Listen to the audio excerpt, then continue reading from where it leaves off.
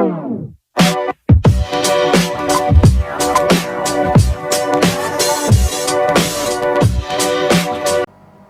semua, kembali di channel saya di YouTube Kelvin Telisiana. Sebelum nonton video ini, kalian jangan lupa subscribe channel gua, tekan tombol warna merah, dan jangan lupa follow my Instagram. Oke, kali ini kita akan membahas suatu yang lagi viralnya tentang virus corona. Oke, tapi ini gua mau telepon temen gua yang dia itu mensuplai obat ya untuk ke mana? Yang di Wisma Atlet itu loh. Tahu kan kalian? Wisma Atlet sebagai tempat karantina untuk orang-orang yang terkena virus corona. Jadi kita langsung telepon orangnya saja biar kalian tahu gimana keadaan yang di sana. Biar kalian juga tidak meremehkan virus ini. Jadi kita langsung aja telepon ke orangnya langsung biar kalian mengerti betapa bahayanya virus ini. Lanjut aja ke videonya. Kita langsung aja telepon ke orangnya. Oke, pasukan Boski. Kita langsung telepon orangnya biar kita langsung tahu gimana keadaan di sana.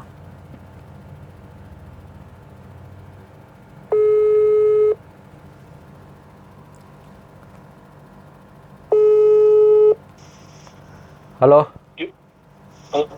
Gimana bro? Nih, gue udah record nih ya. Gue langsung udah nyalain kamera nih. Oke siap. Oke, ini temen gue yang bernama Ramdan yang menyuplai obat di Senayan ya? Senayan Kimia Farma bro. Di mana? Kimia Farma. Ya, Kimia Farma. Dia di daerah mana sih, dekat Medan Merdeka, di dekat Veteran situ. Medan Merdeka, Istana Monas. Oh, jadi lu suplai obat di sana ya, Bos? Yang di Senayan? Ya, gue suplai obat Kimia Farma di bukan Senayan, Monas bro. Oh ya, Monas, sorry. Senayan lagi gue. Ya, gue suplai obat di Kimia Farma, suplai obat di Wisma Atlet. Ya, di Wisma Atlet ya kan? Wisma Atlet, mungkin maksud lu Wisma Atlet. Ya, Wisma Atlet, sorry. Senayan lagi gue, Senayan mulu. Tuh lu sampai pakai baju perlengkapan gitu emang bener-bener parah, Bos. Gue ceritain dari awal dulu kali ya. Oke, lu ceritain dari awal aja biar pada ngerti. Oke, jadi gue awalnya itu kan gue harus ngirim ke sana kan, mau nggak mau gue terima konsekuensi itu kan, soalnya saat itu kan juga hari libur gitu bro. Iya. Saat itu hari libur, jadi gue nerima konsekuensinya di tempat gue logistik ada, jadi akhirnya gue ngirim lah. Itu sekitar jam 10 malam. Jam 10 malam ya. Hari Rabu jam 10 malam. Nah, gue menuju lah ke Wisma Atlet. Gue bawa 2 mobil sama 5 temen kantor gue. Nah, itu di tempat Wisma Atlet itu, jadi kita tuh pengecekannya tuh ketat banget bro. Ketat sekali. Ketat banget. Jadi tuh di situ dijaga sama Polri, sama TNI. Jadi nggak main-main tuh. Itu baru belum masuk kawasannya, baru masuk untuk ke parkirannya itu. Jadi kita harus lapor dulu sama TNI, sama Polri. Jadi kita harus lapor dulu bahwa gue dari Kimia Farma. Itu gerbang pertama gue lapor, oke. Dan gerbang kedua gue mesti lapor lagi. Iyalah ya, pasti kan. Iya, soalnya ketat banget sumpah. Masuknya itu ketat banget. Jadi tuh ya ada orang yang lewat tuh kalau nggak penting-penting banget, kalau nggak urgent banget nggak bisa masuk gitu. Jadi gitu. Udah kedua oke, dan ketiga nih yang terakhir juga akhirnya oke, gue bisa masuk. Berarti sampai 3 kali pengecekan lah ya, Bos? 3 kali pengecekan. Jadi gue 3 kali pengecekan baru gue bisa masuk ke kawasan tengah-tengah Wisma Atlet itu. Tapi gue gue tanya, di sana itu berarti khusus bener-bener buat pasien ya? Dia sama sekali nggak ada keluarganya ya, Bos ya? Di sana tuh gue kan soalnya gue datang malam, jadi kayak nggak kelihatan ada keluarganya sih. Tapi kalau dibilang kayak di lobi gitu ada beberapa banyak orang gitu. Ada beberapa banyak orang tapi pakai baju biasa aja gitu. Gila ya, pakai baju itu virus yang menyebar kemana-mana ya, Bos? Tapi cuma pakai masker doang bro. yang gue bingung. Nah di situ nggak ada keluarganya sih kalau gue lihat. Di situ emang benar-benar nggak ada keluarga, jadi kayak lu diangkut sama ambulan misalkan dari rumah lu gitu. Nah itu jadi diangkut sama ambulan untuk menuju ke sana gitu. Ya sorry nih, sekarang gue tanya, itu yang lu supply itu obatnya untuk apa sih? Kayak dia mencegah atau emang kit pemerintah itu emang udah ada obatnya gitu loh? Sebenarnya sih untuk pencegahan aja sih biar pasien-pasien tenang gitu. Jadi ya pakai obat di gua gitu. Untuk obatnya sendiri sih kita belum ada gitu. Kita belum punya gitu. Oh setidaknya itu kayak apa ya? Kayak penahan antibody, bener gak? Bener, menahan antibody terus penenang ketika dia kan kadang kan kalau kayak gitu kan udah didiagnosa positif kan mereka jadi kayak panik gitu. Jadi untuk penenang aja sih. Terus Oh, beberapa juga ada infus juga, gue suka infus ke mereka. oh infus dari lu langsung ya, dari Vimea Pharma ya. Dari gua langsung. Nah oke, gue lanjut lagi ya. Oke oke silakan silakan. Gue kan Menarik udah nih, masuk tuh. menarik. Gue udah masuk, ya oke siap, mantap nih. Gue udah masuk, terus oke gue masuk, terus gue kan udah kayak ngeri gitu dong anjir pakai baju-baju yang itu tuh yang Iya iya. lu tau kan yang APD gitu yang lengkap banget, gue ngeri banget tuh sumpah pas masuk. Ya gue doa aja semoga gue nggak terkena. Ya, akhirnya gue sama teman-teman ya masuk bro, akhirnya masuk dan gue dicek dulu kesehatannya. Oh. Yang dicek-cek itu loh yang Iya ya, suhu ya. pistol gitu ya. Sebenarnya sih ngefek gak sih bos? Gue bingung loh. Sebenarnya efek gak sih? Iya. Kalau menurut gue sih sebenarnya nggak efek sih. Sebenar, gue nggak tahu lah ya, karena kan apa ya, cuma suhu badan ya kan, suhu badan. Gue Kan kita bingung. nggak tahu dia. Iya.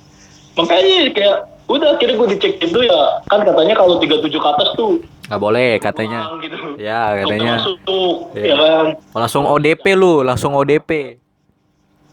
ODP Iya. orang dalam pantauan Iya. ya kan. Ya udah akhirnya gue aman semua oke pada masuk ya kan kebetulan kan harusnya TNI yang nurunin itu kan barang. Iya tapi iya juga sih ya seharusnya ya. Harusnya TNI kalau SOP yang bener bro, tapi kebetulan gue datang malam. Oh jadi nggak ada TNI-nya, capek kali ya. TNI-nya pada capek, pada piket di depan, jadi udah pada istirahat. Akhirnya ya mau nggak mau gue yang nurunin. Oh jadi lu turun tangan ya. Gue turun tangan, dan lu tau nggak? Itu yang gue turunin barang itu udah termasuk red zone bro. Oh, Merah. udah zona merah. Ya di Wisma Atlet itu ada 3 zona. Zona hijau untuk tim medis Oke. dan relawan di zona hijau. Zona kuning untuk ada beberapa tim medis dan relawan juga di zona kuning. Tapi itu sebelahan banget sama red zone itu, nggak beda, nggak dikit ya, nggak apa sih, cuma dipalang dikit gitu doang sih. Nggak sebelahan lah gitu. Nah di zona merah itu yang pasien-pasien. Jadi gue di pasien-pasien kebetulan nurunin barang kan bangke. Wah, itu berarti tapi lu pulang dari sana aman kan, Bos? Ya gue sih kayaknya ODP nih gue. Kayaknya sih. Nah, udahlah, gue akhirnya kan gue pakai kan TNI nggak ada kan. Iya. Gue di red zone dan akhirnya disaranin sama yang penerima barangnya apoteker sana gue harus pakai baju itu. Pakai baju apa tuh yang Ya, APD itu? yang kayak astronot ya. Sumpah itu gerah banget. Iyalah kan demi keamanan semua, Bos. Tapi lihat gak sih apa lu tanya-tanya di sana maksudnya dia dokternya banyak apa dikit sih, Bos, di sana? Oh di sana gue nggak tanya sih, tapi nian gue kan selang kemarinnya besoknya gue langsung mampir ke sana lagi kan, ada tugas lagi Iya, iya. ketemu dokter. Tapi banyak sih kayak dokter gitu sih, kayak di tim medis gitu banyak sih. Tapi ya namanya rumah sakit darurat, jadi kayak ketika TNI masuk gue diarahinnya juga apa sih kayak gitu. Gue mau kesini gue bingung jadinya, kayak diarahin diputer-puter bro. Iya sih. Bisa dia juga bingung kan, dadakan. Itu tempat dadakan. Jadi dia juga sebenarnya bingung juga sih menurut gua ya. Dadakan. Itu kan bukan tempat rumah sakit tapi dijadikan untuk tempat sementara kan. Iya, kan kalau di rumah sakit yang kayak Tarakan atau yang lain gitu, mungkin kan dia udah tahu gitu tempat untuk nerima obat di mana gini. Nah, gua pas masuk juga gua diputer-puter itu gua bingung makanya. Oh. Makanya tempatnya gede banget lagi. Iya kan justru emang udah, tapi lu pas di sana lu nggak tahu ya jumlah pasien di sana berapa, nggak tahu ya? Jumlah pasien sih pas gua kesana sih gua nanya sama orang soalnya sih sekitar 200 sampai 300-an. 200-300 orang. Wow. Ya, Amazing. kurang lebih per hari. Sekarang hari Jumat, hari Rabu malam. Dan di sini gue pengen tanya, dia rata-rata pasien di sana itu umur ke atas 30 ke atas apa masih ada yang 30 ke bawah?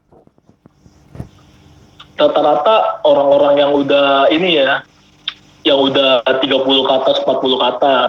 Oh, udah orang tua lah ya jatuhnya ya.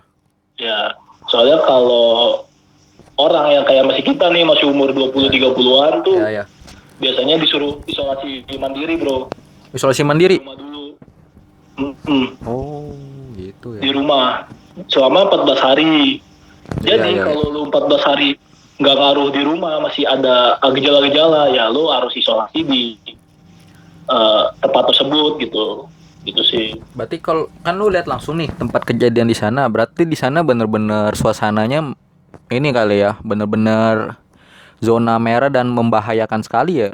Berarti lu emang corona ini bener-bener berbahaya kan? Nggak dianggap enteng kan?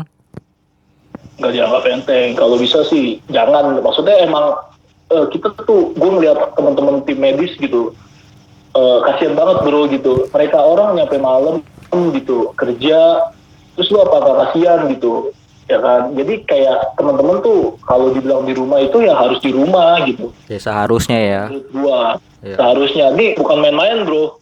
Kematiannya juga sekarang Cepet di ya? Indonesia juga udah tertinggi. Cepet ya. Gitu. Nularnya juga cepet terutama kan. Iya, soalnya kan apa ya, banyak loh yang kayak masih anggap enteng, kayak berarti udahlah kena. Ya kalau emang kena, gue sampai ngomong sama orang, ya lu kena sendirian mati sih bodo amat ya bos, bener gak? Iya benar. Masalahnya kan matinya dia ini ngajak orang. Nimbu tahu tuh kenapa tuh corona tuh. Iya. Nggak, gue kesel aja kayak orang kayak nganggep enteng, kayak yaudahlah kalau udah kena ya kena, ya gue tahu kalau udah kena ya udah, kalau lu mati nggak nyusahin orang bodo amat. Iya. Bodo amat. Tapi kalau lu mati misalnya orang menyebar kemana-mana gitu kan, Iya. bego kan. Ini yang ntar malahan yang ngurusin dia juga ikut mati kan, bisa kan? Banyak katanya ada perawat yang meninggal juga kan? Bisa jadi. Perawat yang meninggal juga banyak. Terus juga dokter kan udah ada 8 Iya. per hari ini kan yang meninggal gitu. Jadi Tapi- lu emang gak kasihan aja gitu. Tapi hari ini lu belum suplai obat lagi bos ke sana. Gua hari ini tadi gua mampir ke sana sebentar sih, cuma ya untuk berkas-berkas doang gitu. Tapi kondisi gua di zona kuning kemarin tadi. Zona kuning itu apa? Tadi kan lu sebutin kalau zona merah, zona hijau. Jadi coba lu sebutin ada 3 zona kan? Oke, zona hijau, kuning, merah. Oke, zona hijau tadi lu bilang apa? Gua lupa, sorry. Untuk tenaga medis sama relawan. Oke, kalau yang kuning, Kuning itu untuk tenaga medis juga beberapa, sama kayak ada beberapa gitu, apa kayak orang sekumpulan kami, gue nggak tahu sih. Kayaknya orang-orang yang mau ngecek gitu. oh yang mau ngecek lah ya. Kalau dia corona apa enggak? Ya, dia corona atau enggak gitu. Tapi kan konyol ya, kan contoh nih, kalau lu bilang dia mengecek, sebenarnya dia nggak ngecek karena dia ditempatkan di orang-orang yang kena corona. Menurut gue ntar diatur nggak kena jadi kena bos. Bener gak? Apa asumsi gue salah nih? Bener. Iya bener. Bener sih kalau menurut gue gitu sih coy. Jadi dia kayak ngerasain gejala-gejala. Aturan nggak kena, nggak, maksud gue kan dia nih, lu sehat nih, datang nih ke sana nih, sehat mau ngecek nih corona apa kagak nih, bener kan? Nah, tiba-tiba- Soalnya dia kena corona. Iya, kemungkinan bisa nggak kan lu ditempatkan di tempat pasien banyak yang kena corona, lingkungannya. Jadi lingkungannya bisa jadi sih, kan goblok ya. tapi tuh yang kayak gitu malah bagus sebenarnya kalau menurut gua. Berarti dia sadar diri bahwa dia sudah punya gejala yang dikasih tahu sama pemerintah, jadi dia ke sana gitu. Oh. Aku daripada dia nyebar kan. Ya berarti dia kan emang awalnya kan emang udah ada gejala-gejala makanya dia cek ke sono dong. Iya, justru itu yang gue maksud. Dia punya gejala, dia ngecek ke sono, nggak mungkin dia kayak, gue mau ngecek dong, aku mau ngecek kayak. Tapi kan ada artis yang kayak ngecek tiba-tiba dia kena, tapi dia karena masih muda dia nggak ada apa daya tahan tubuh dia kuat, jadi dia nggak sakit kayak artis. Ya imun tubuhnya dia kuat. Artis siapa ya gue lupa ya, yang cowok tuh. Nah dia juga tidak menimbulkan gejala-gejala corona, tapi dia positif corona. Gue baca tuh, aduh, ntar artis siapa gitu ya. Iya. Nah gue ngerinya kayak gitu doang bos. Oh berarti dia yang ngecek di sana bener-bener yang emang udah gejala-gejalanya ya. Gejala kemarin gue tadi pas gue masuk, pas banget gue di apa, kan gue tadi mau ke sana cuma ngasih berkas, pas banget gue mau di apa tuh di ini di scan lah gitu. Iya. Terus ada di belakang gue mas saya Pak TNI saya mau ngecek dong, ini saya udah ada gejala kayak gitu coy. Nyerahin diri. Iya kayak udah niat sama Tuhan, gue kayaknya udah mau mati gitu. Udah Nggak, berserah diri coy. jangan begitu lah. Aduh. Iya gue emang iya. Ya udah, berarti emang Terus juga ini apa? Terus juga tuh lu kasihan lah sama teman-teman relawan, teman pasien pakai baju gitu. Itu sumpah double-nya itu juga double banget gitu, panas banget cuma bro. Gue keringetan kayak mandi kali. oh mungkin makanya banyak yang ya kelelahan, capek jadi tumbang ya begitu, udah nggak ada oksigen lah ibaratnya, oksigen ya udara nggak ada. Iya oksigen. Ditambah kan emang sekitaran orang kan pada sakit semua kan. Udah gitu kan baju itu kan mahal, jadi ketika harus dia pakai gitu 8 jam mereka harus nahan kencing, nahan makan gitu. Kan kasihan kan. Emang nggak bisa dicopot gitu? Ketika lu copot dan lu pakai lagi, otomatis tuh kan virus yang dia tangani pasien itu Nempel. Oh jadi lu kalau berarti di sistemnya pakai buang. Pakai buang, jadi bajunya mahal 500 sampai 1 jutaan kalau gue tanya kan kemarin. Gue baru tahu lu serius ini ilmu yang gue pikir Lu nggak tahu, lu belum tahu. belum, makanya gue kaget kan. Iya. Jadi dia pakai sistemnya baju itu pakai buang tapi dia terus tahan 8 jam ya. Kok nggak ya logika sih, masa lu 2 jam baru 2 jam lu buang kan sayang-sayangin anggaran pemerintah kan. Anggaran pemerintah terutama, terus udah gitu baju itu angka sekarang. Anjir. Jadi kan kasihan. Lu bayangin dia nggak makan selama dia dinas selama 8 jam, 12 jam, dokter juga kayak gitu. Jadi kalau lu udah pakai, misalkan lu pakai, terus lu ketemu pasien nih, ya kan, selama 1 jam lu mau boker atau mau makan, lapar gitu, lu udah nggak bisa pakai lagi bajunya. Iya benar makanya dia harus tahan, kalau nggak lu pakai cuma 2 jam kan sayang, langsung buang bos. Sayang. Dia nahan lapar, nahan boker, nahan kencing bro. Makanya kadang kan yang di itu dia nyampe pakai baju sholat, doa, tidur pakai baju itu gitu. Makanya dia sayang, bajunya gitu langka sekarang. Udah langka, mahal, terbatas lagi. Gila gak lu? Oke, lu nggak kasihan gitu, cuma lu di rumah rebahan, terusnya oke buat teman-teman gitu kan. Parah lo kalau lu lihat kondisi di sana gitu. Lu kasihan banget. Ya itu ya yang kena sih. Ya nggak tahu deh, emang dia karena emang udah terkena. Maksud gua dia udah berusaha, emang udah takdirnya kena apa ya. Gua kesel aja kalau orang yang udah pasrah kena tuh udah kayak orang apa ya, kayak nggak punya dikasih Tuhan akal budi bos. Lu nggak lihat yang kesitaran kasihan itu yang lu bilang perawat, gua baru kaget 8 jam. Gila, pengap 8 jam lu. Pengap. Gua kan pakai baju itu cuma 4 jam dong. Gua cuma ngirim barang doang. Gua udah baju gua basah lepek anjir. Tuh. Gila, berarti kan harus apa ya? Lu kan berarti kan nih orang-orang harus benar-benar manusiawi dong, harus kasihan sama perawatnya juga. Ya kan, benar gak? Iya, dokternya juga gitu. Masa orang nggak dikasih makan, nggak di ini gitu. Mau boker, mau kencing aja nggak bisa gitu. Ya gimana pemerintah nggak pusing? Yang gue bencinya nih pada teriak lockdown. Emang lu setuju? Sekarang gue tanya deh, lu setuju lockdown nggak? Kalau dari gue sih sebenarnya setuju ketika pemerintah udah merata gitu. Misalkan kayak relawan-relawan untuk teman-teman ojol tuh yang gerakan kayak Dokter Tirta, lu udah tahu belum sih? Iya, iya. Jadi dia bergerak untuk teman-teman yang upah harian Iya, iya, iya. kayak ojol, apa ojek online gitu-gitu, terus tukang kopi, tukang pinggir jalan kan upahnya harian. Dia tuh harus harus diinin bro, apa dijaga lah ketika di lockdown itu dia tuh bisa makan apa selama di lockdown itu. Dia kan upahnya harian. Ya kan, sebenarnya gue setuju kalau di lockdown ketika pemerintah udah ada bantuan untuk teman-teman yang upah harian ini sih, terutama kayak relawan-relawan artis-artis lah gitu, bantuin kalau bisa donasi. Kalau gua nih, kalau itu opini lu setuju lo ya, opini lu ya. Kalau pendapat lu gimana pendapat lu? Opini gua nggak setuju karena orang Indonesia itu susah diatur bos. Lu lihat aja, kita cuma dikasih libur 2 minggu aja malah pada jalan-jalan. Anjing, iya bangsa. Bener gak? Ke itu ya, ke puncak. Wah, gua nggak tahu deh itu beritanya hoax apa enggak sih. Gue cuma baca pada liburan aja gitu aja. Iya, iya sih goblok. Dan orang masih santai-santainya, orang santainya aja masih nongkrong, ngopi gitu loh. Maksud gue, kok gue jadi pemerintahan juga gue mikirnya, ngapain gue lockdown? Lu gua nggak lockdown aja lu begini, lockdown lu makin males bos.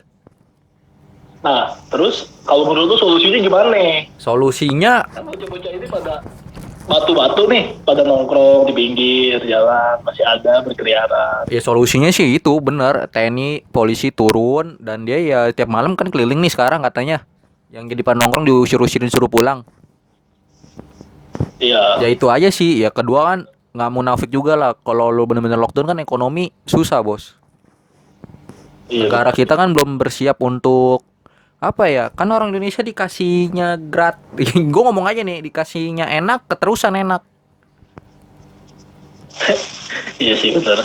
Ya Benar, maksud gue ya benar. solusinya Itu juga. solusinya ya polisi sama TNI ya harus kerjasama, ya harus keliling, ya capek tapi ya susah, kita mau dibilangin mau gimana, kecuali kita yang dari awal udah nurut. Mungkin pemerintah juga udah lockdown gitu loh ya, kalau negara kita udah bersiap ya, udah siap semuanya. Sekarang kan Nggak mau kayak Itali gitu kan. ya, Itali udah besar juga kan. ya kan sekarang juga banyak dokter kan terbatas juga dokter di Indonesia ya, kata banyak anak muda ya kan yang belum pengalaman. Ya terus gua lucu juga sih nih bro, di deket gua kan rumah gua ada klinik nih. Nah itu kliniknya tuh Klinik. tutup semenjak corona masuk. Kok tutup? Kenapa ya? Gak tahu nih, ini asumsi diri gua sendiri, apakah dia juga takut corona kali. Bisa jadi kalau sih. Dia juga takut corona jadi tutup. Kan kasihan ya, kalau kayak gitu ya ada Ya klinik. gua sih ada yang bilang ada Bukan corona gimana? ya ada dua positif sih. Mungkin ya karena emang dia, soalnya dokternya tua juga bos, udah tua. Oh, udah tua, takut. Ya mungkin namanya manusia ya, pasti takut. Tapi ya gue bingung juga sih gimana ya, kalau di ibaratnya nih TNI takut berantem. Definisinya ngerti nggak lo?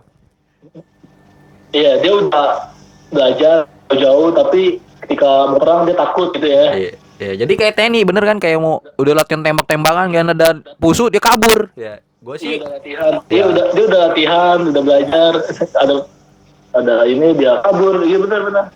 ya gue sih nggak salahin dia sih, emang hak dia sih. Tapi maksud gue kan definisi dokter itu membantu orang yang sakit, definisi yang gue tahu selama ini ya. Soalnya dia juga disumpah bro.